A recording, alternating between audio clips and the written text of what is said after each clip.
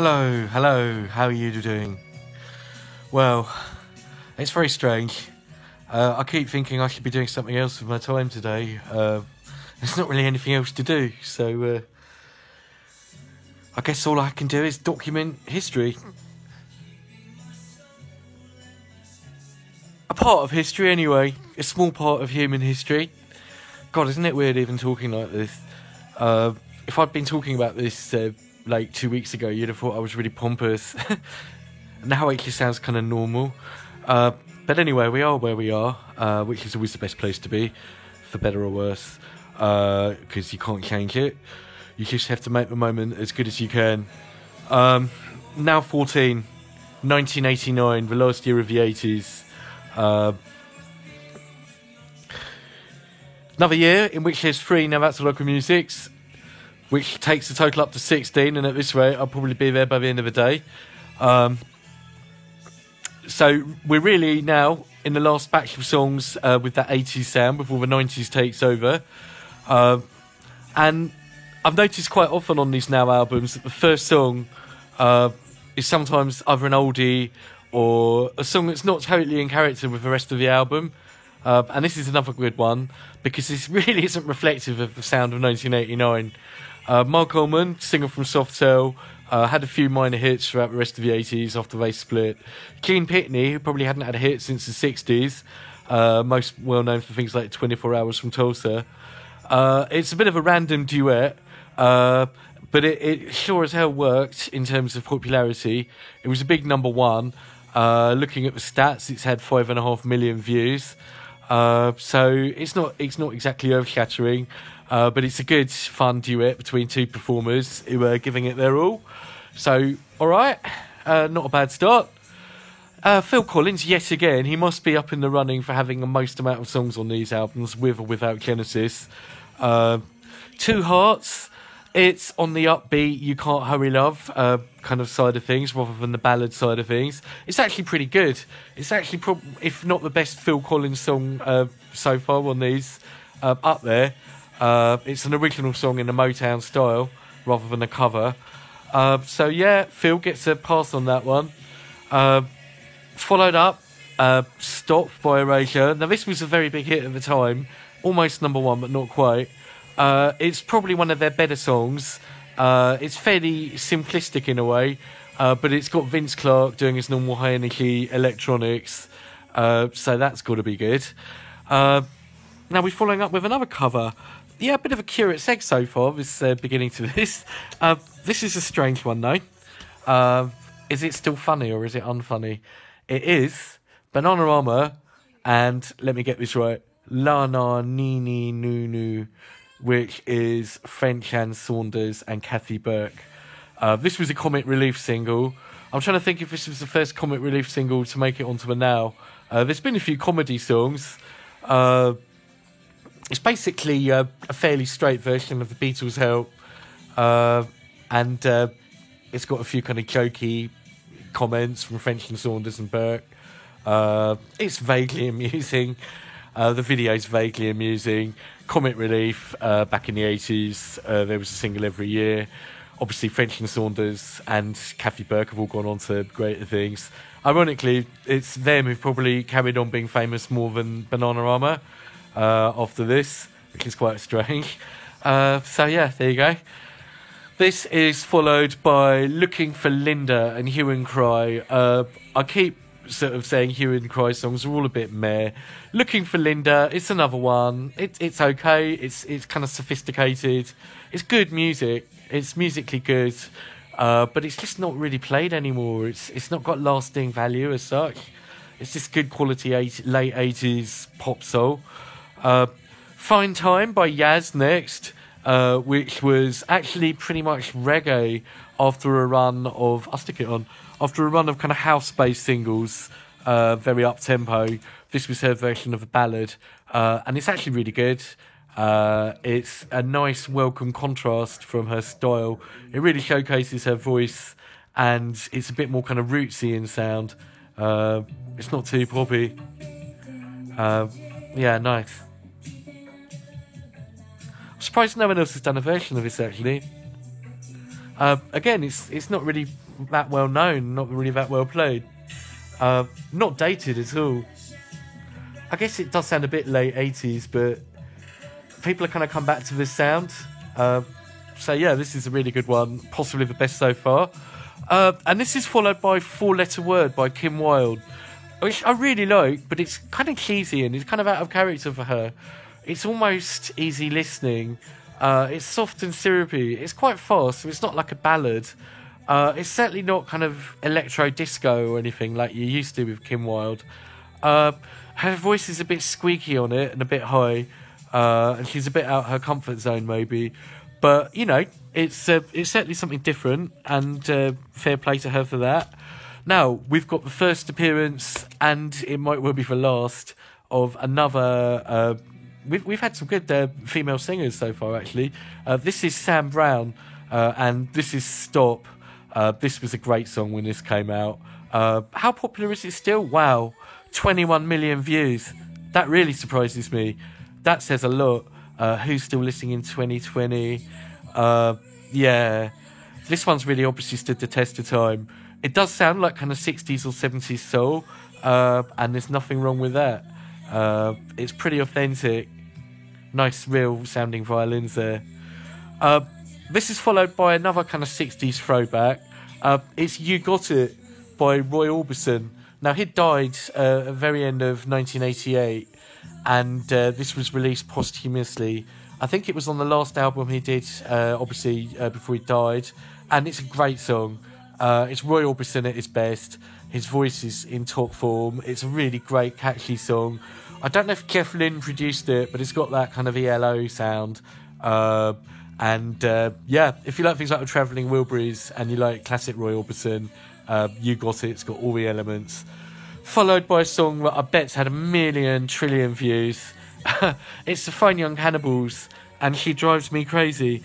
Now, I've talked before about early or mid-80s bands who struggled in the late 80s. And the Fine Young Cannibals, against all odds, really probably had their best year ever in terms of sales in 1989. And they'd kind of pretty much remodeled their sound. Yeah, another 21 million views. Almost the same as Sam Brown. That's quite interesting. Instantly recognisable intro. Now, I'm not even saying I really like this song. I think it's okay, but it's hella popular. It's still kind of 80s rather than 90s in sounding. And it, in some ways, 1989 was the last hurrah for these kind of 80s bands. Some of them are already peaking by this point, but Fine Young Cannibals really came to their absolute peak commercially with this one. It's just so simple and there's almost nothing to it, but maybe that's not always a bad thing. They were kind of magpies sonically. They started off almost Bronski beat, and by this point they've gone a bit more funk. It's just a bit light, really, for me. You know, in sort of the melody, there's hardly anything there. But anyway, everyone else likes it. Right, another song that's hella popular. Wow, we've got some real big songs on this little stretch. And this, I think, was the breakthrough single in England anyway, although they'd been around for a long while. This is another one with an immediately recognisable intro. Yeah. Wait for the guitar. And again, 21 million views.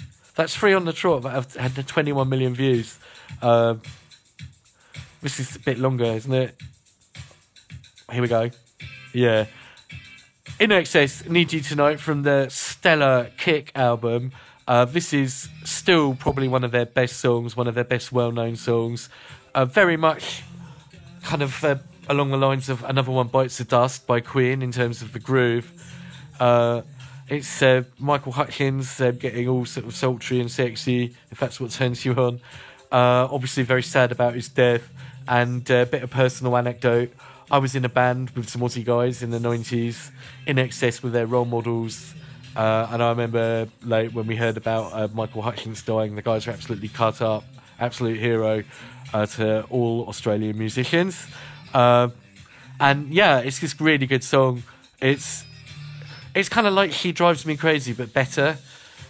It's like both songs have taken the same kind of loping groove, but these guys have done it a lot more raw and sweaty, and kind of organic. Fine Young Cannibal's a bit over-processed. So yeah, man, this is brilliant. Right, we follow this with Burning Bridges by Status Quo, which was repurposed a few years ago as Come On You Reds for Manchester United. So if you're a Man United fan, you'll love it. Everyone else might be put off by that. It's basically a normal Status Quo sound, but it's got a kind of bagpipe bit in the middle. And it actually is a pretty good song. It's semi-Christmassy.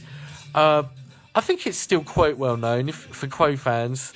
I don't think it's obviously kind of dated in a way, but then Quo stuff was dated even in the 80s, and that's what people love about it, even the name, Status Quo, keeping things the same. Right, now we've got another late 80s band, Then Jericho. Do you remember them? Mark Shaw, big area, in that sort of post-U2, Simple Minds kind of ilk.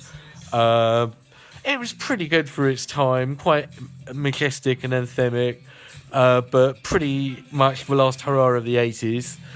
Talking of last hurrahs, the last of the famous International Playboys by Morrissey, which is a kind of Mayor Morrissey song. If you like Morrissey, you'll love it. Everyone else will think he can't really sing. Every rose has its thorn. This is the ultimate cock rock anthem. I saw them do this live. I somehow managed to get free tickets to see Poison live. All the lighters were in the air. Then probably this song and Unskinny Bop were their most famous, kind of glammy hair metal. Followed by Belfast Child by Simple Minds. Now this song made #1, and a lot of people think it's beautiful. It's very Celtic, obviously Belfast based. Duran always keeps coming on. Belfast Child. Yeah, it's a bit pompous. Well, it's highly pompous, really. It's nowhere near as fun as Don't You Forget About Me. I feel a bit churlish having a go, because it's obviously kind of meaningful, but it's kind of one I'd skip over. This is one I would play. Do you remember this? Not the advert. Wait for it. It's this. See if you can recognise this. This takes us on to record 2. First appearance on a Now album of Neneh Cherry. This has had even more views. This is up to 23 million now. Yep, it's Neneh and produced by Tim Simonon from Bomber Bass, who I've been enthusing about his talents and his versatility. This is radically different from Beat Dis. Neneh is a lady of many talents, and this song is a really good combination of rap in the verses, singing in the choruses. She can do both well. In terms of video now, it's getting into 90s style, colours, and there's various kind of elements in this song. There's a bit that comes from Cold Cut, My Telephone. It's not really dated, to be honest, I don't think. No. And it's one of those songs that, if it wasn't her, it might be quite obnoxious, or that, know what I mean? But it's kind of, you always get the feeling it's a bit sort of tongue-in-cheek with Neneh Cherry. She's an intelligent lady. There's a lot of depth to her lyrics, and she gets it over in a very kind of hoppy way. Great intro to side 2, followed by Good Life by Inner City. Now, this was equally popular and good to Big Fun. It develops their kind of pop techno with a kind of Hispanic thing as well going on, quite Latino. Good Life. Brilliant kind of ravey atmosphere. Great song. Should we stick it on? Because I've got to think ahead. I want to pick ones that I can have in the background while I carry on talking. So yeah, here's Good Life by Inner City. Obviously very similar in sound to Big Fun. But it's got its own melody. They actually knew how to write really good songs, as well as the Sonics. This is followed by Hey Music Lover by S Express. Still pretty good. Maybe not quite as good as stuff like S Express. But they'd carried on, and they were kind of evolving slightly. Still loads of samples and stuff in there. Followed by Blow the House Down by Living in a Box. Living in a Box. Another of those late 80s bands, like Breathe, and who was the one we just mentioned? Then Jericho, that kind of band. Sort of almost funky, but incredibly white funk. Not a bad song, just a bit over commercial. And again, in terms of paradigms, it's the very end of the 80s paradigm. Within 6 to 12 months, Living in the Box would be incredibly passé. This is possibly the last, or there'd only be a couple more now albums where you'd even dream of getting a Living on the Box song. Okay, and that's followed by... Now, here's a weird one. Here's a very weird one.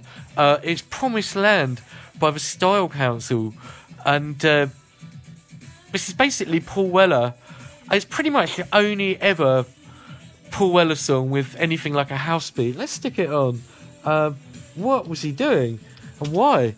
Not to criticise it, but it's just so un-Paul Weller. He is the last person on the planet, you would have thought, to do a house song. And I suppose he'd been doing kind of soul and, almost funk stuff and jazz. But this is a real departure.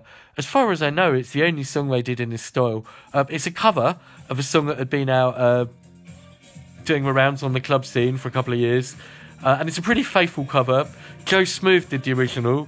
Really not that different. This is a bit more poppy. It's really good. It really works. It's just such a surprise to hear Paul Weller doing stuff like this. But he does put a great soul vocal on it. It's just very strange. And I guess it's symbolic of the fact that I said in one of my earlier videos, Paul Weller really did transition into the 90s, albeit not in this direction. But it does show that he was forward-thinking, that he had his finger on the pulse, and that he could have still been doing very kind of mired in the 80s stuff. He's really picked up on house here, and he's done it well. Yeah, I like it. Followed in a one that's very similar sonically, but it's maybe more genuine American deep house. And I think this is probably where deep house was really first coming into its own. And deep house is incredibly popular still to this day. So it really kind of starts with this sort of stuff. The first comment on YouTube says, nearly 30 years ago, where did the time go? This is absolutely classic, absolutely contemporary. This really sounds stuff like that you'd hear at work now. Amazingly undated. It's a diva, Respect. A cover of the Aretha song, but a very different cover. Barely any resemblance to the original, really. Great driving organs. This is one of the first kind of organ-y house songs on a Now album. Not really pop, pretty underground. But it's just a great song. And Adiva had a few more hits. Nothing like this. Okay, this is followed by Wild Thing by Tone Loc. Back to hip-hop. And pretty fun. A lot of his songs sounded the same. He did Funky Cold Medina. We'll come on to that one shortly. Pretty minimal hip-hop. But it's notching up the beats now. They're getting heavier. And it's, kind of Tone Loc. It's a missing link between stuff like the Beastie Boys and Run DMC going forward into the 90s. Followed by a ballad, Natalie Cole, I Live For Your Love. A very drippy ballad. In fact, there's a couple of ballads now. It's a bit meh, but it's okay. First Time by Robin Beck. This was weird. This was actually, and I believe it was written as a Coca-Cola jingle. Certainly the first time I ever heard it. But then they turned it into a full song. It's kind of like Heart, even a bit Belinda Carlisle, very American, kind of middle of the road, AOR. It's okay, but it's not one I'd listen to. Right, now another good one, Paula Abdul and Straight Up. This was Paula Abdul's first big hit, certainly in England, and sonically pretty unique. It's probably the last real innovative sound of 80s sort of soul and swing, although I wouldn't really call her a soul singer, she's very pop. There's her tap dancing away at the beginning. Here we go. Hella chunky beats. The beats, the snare on this is probably the heaviest snare on an Now album. And if I'm not mistaken, a lot of those sounds sound like a Commodore Amiga. I've not really talked about music technology a lot, but by 1989, just a little overview, Well, the Atari ST came out in the end of the 80s, 85. So I guess that kind of became dominant for 86, 87, 88. The Amiga, the Commodore Amiga, came out in 87. And early versions of things like Cubase were used to do the basic sequencing. MIDI was around. And so a lot of these songs are very computerized. This actually has, I don't know if it's real guitar or a computer guitar. It's not, it doesn't sound like a guitar, but it kind of does, if that makes sense. It's a very dynamic song again. It goes from very minimal, just the beats almost, to a full kind of sound. It's a good song, great song. Followed up by Samantha Fox, I Only Want to Be With You. And it's a very normal Stock Aitken Waterman sounding cover of the Dusty song.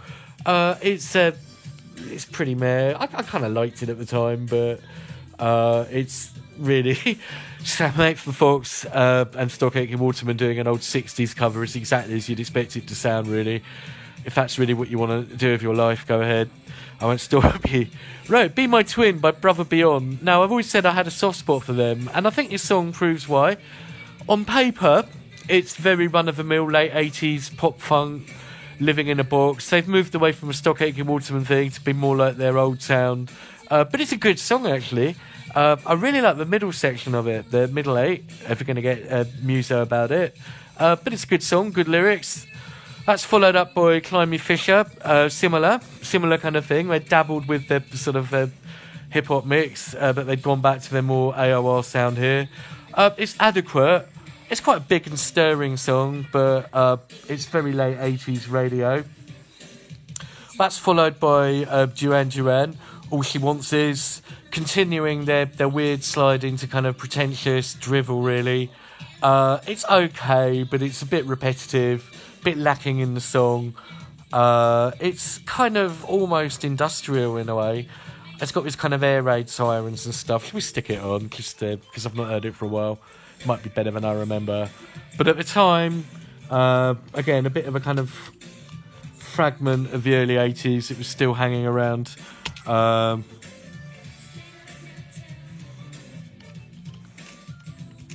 we're getting to the end of this one, and it's actually pretty good. Here we go. There's only 3 guys in them now. It's okay, but after Paula Abdul, it sounds a bit cheap almost. Right, it's followed by another early 80s, mid 80s band, Tracy, by Level 42. Actually, pretty good song. It's not bad. It's certainly better than Heaven in Your Hands. It's quite good.